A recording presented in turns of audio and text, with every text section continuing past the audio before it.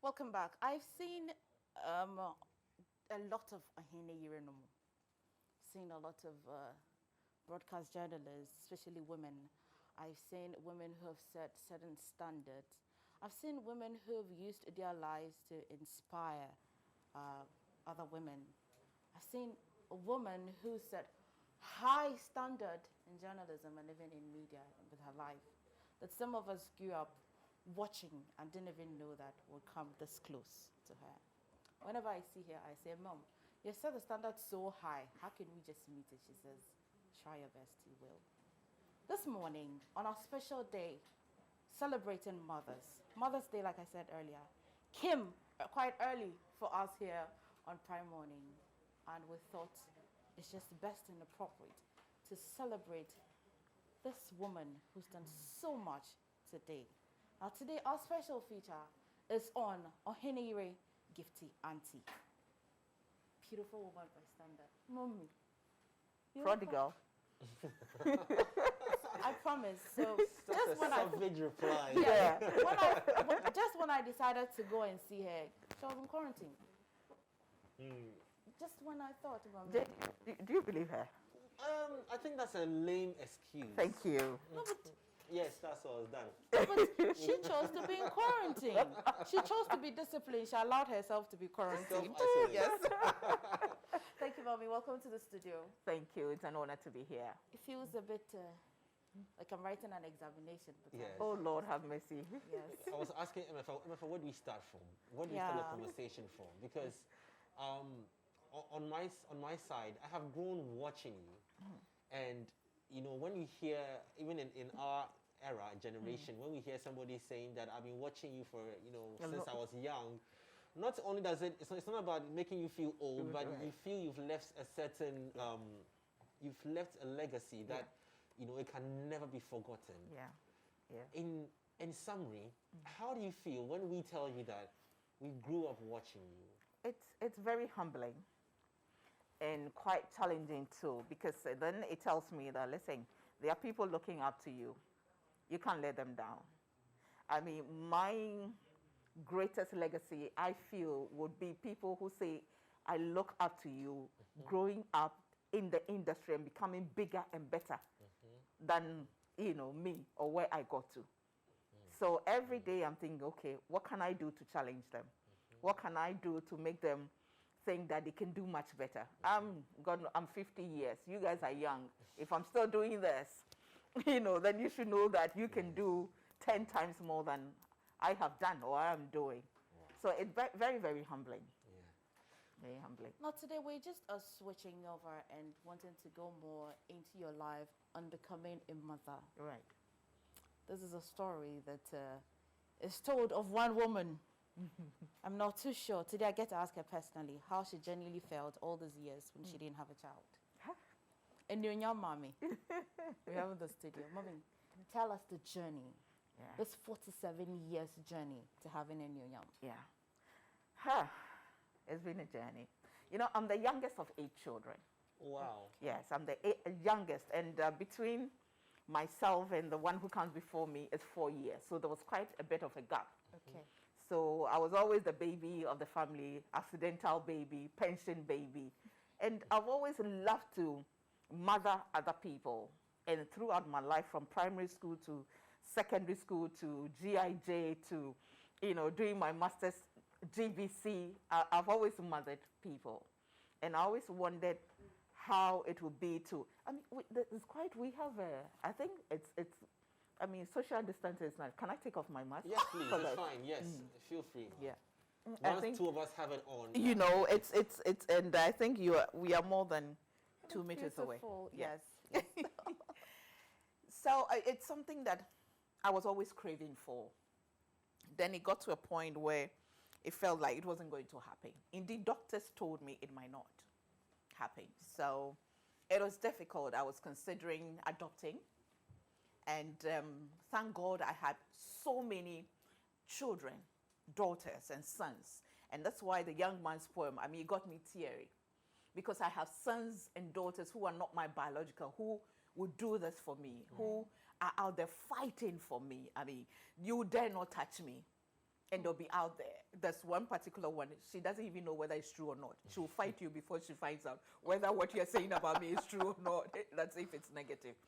So it's always something that I've wanted, but I had gotten to a point where I said to her, like, well, it might not happen. It didn't make it any easier. But I was determined to adopt. And so when it finally happened, when Dr. Paddy Aite told me, it is possible, let's try. And it happened, you know, I mean, for me, it's my greatest miracle. Apart from being alive, it's my greatest miracle. And it's very humbling every day when she sees me and calls me mama, and I want my mama, you know, she comes to hug you. It's very humbling and quite, you know, emotional as well. You know that you are responsible for this little one. I'm 50, she's now going to be 3 in August.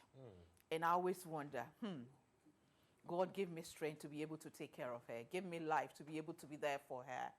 You know, the age gap is so huge. So it's mixed feeling, and that's something that we don't talk about, you know, being a late bloomer, being an elderly woman to have a child at that age. Maybe we're confused because you never look at Auntie Gifty. I was just going to say that, honestly, this is nothing close to 50. Oh, I am 50. Wow. I'm 50. I turned 50 in January. Yes. Auntie Gifty, Wow. I'm curious. Most women would have given up, especially if they had a career, if they took a career path. They would have given up on the career because they cannot take the pressure. Did you ever feel, you know, at any point in time, pressure coming from society and family? Oh, yes. Oh, yes. At, you know, every stage especially when I came back from doing my master's, oh, why don't you settle down? Why don't you get, you know, out of the public space and concentrate and work on getting married and having a child? And that's why I remember at a program, at a family gathering, and, you know, one of those aunties who are not really aunties, but they become aunties. Yeah, the Ghanaian You know, yes. and everybody was like, you know, I mean, they know me at home to be Nana. Oh, Nana, you're making us proud, you're doing this. And then she said, please don't let her feel big. I mean, she said it until she settles and marries and has a child. You know, we can't say she's an achiever.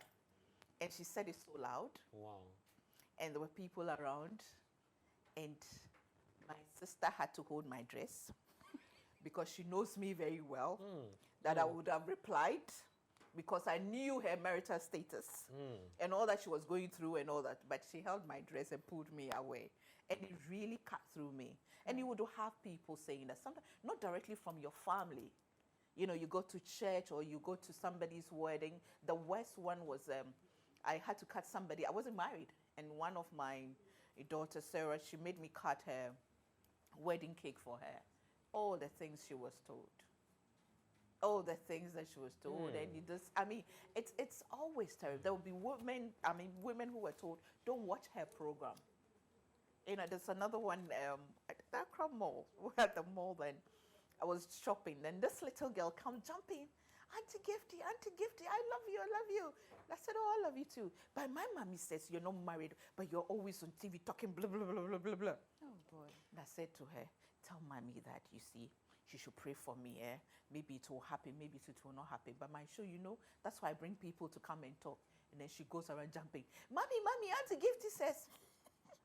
But I realized the woman was embarrassed, so I moved to the next aisle. Oh, Lord. I heard the little girl scream. I know the mother gave her a knock of her life, you know.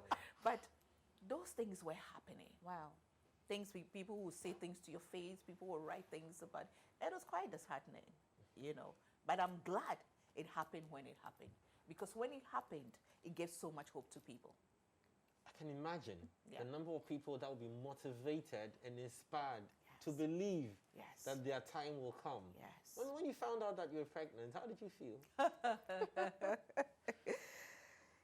First of all, they gave, in fact, the lab technician who did the pregnancy test was overly excited. So she knelt down, started singing and shouting and, you know, praising her. She said, Auntie, you're pregnant.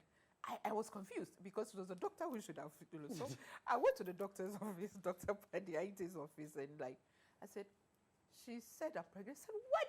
She gave you the news instead of letting me she's stealing my moment, you know. Oh, no. Wow. I said, well, they said, and you're standing. I said, I'm confused. I mean, I didn't know what to think. So I was just standing there. My husband was there. My husband was also looking at me. So immediately the doctor said, listen, let's give her an injection because she's going through the motion. If you're not careful, the way she will react, you know. So they just gave me an injection. When I came out, the nurses and doctors were all outside. They popped champagne because the news had gone around. And guess the date. It was 24th of December. Oh, no. Christmas Eve. 24th December, Best 2016. That's when I found out I was pregnant. The Wow. best Christmas present I in know. the world. I know. Wow. I know. So they gave me the injection. It made me drowsy. I slept for about 2 days on and off. And then on the 26th, I cried. Wow. I cried. You know, I was so excited. I just knew God loves me. Back to your career, did you not at any point feel like putting a hold anyway and going? Did you not feel any pressure to want to actually Oh, go and yeah. pursue it? Yeah. Many times I felt, you know, sometimes the pressure was too much. The talk was too much. The ridicule was becoming too much. The rumors were becoming too much. I mean, the name calling. But every time I remembered what my dad told me, best form of revenge is to succeed. He told me that what God has given you that no one can ever take away from you is your gift, your talent. What he has put in you, no one can ever take that one. So if you allow people to take it from you, that is when you become a failure. That is when, you know, your life has ended.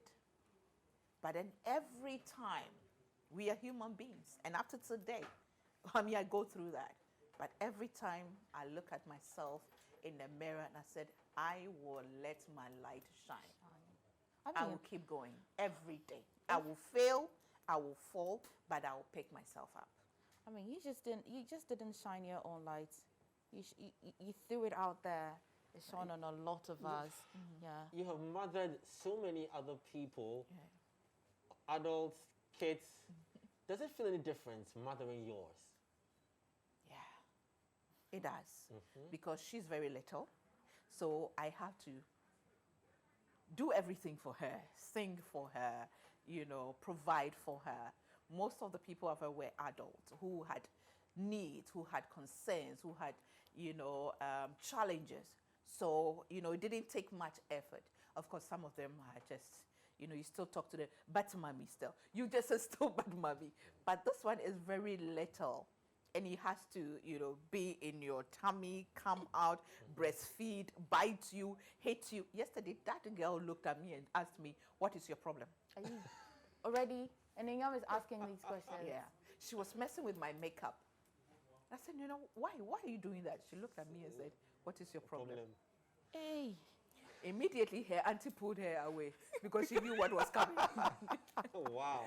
You know, There is something that makes a mother a mother. Those special moments when she washes for you. Yeah. Those special moments when she cooks for you. And like they say that every single woman has got a certain taste on her fingertips. So you'd always love your mom's food. Yeah. Well, there's so many of those special moments. And this morning, we're going to spend some of those special moments with Auntie Gifty here.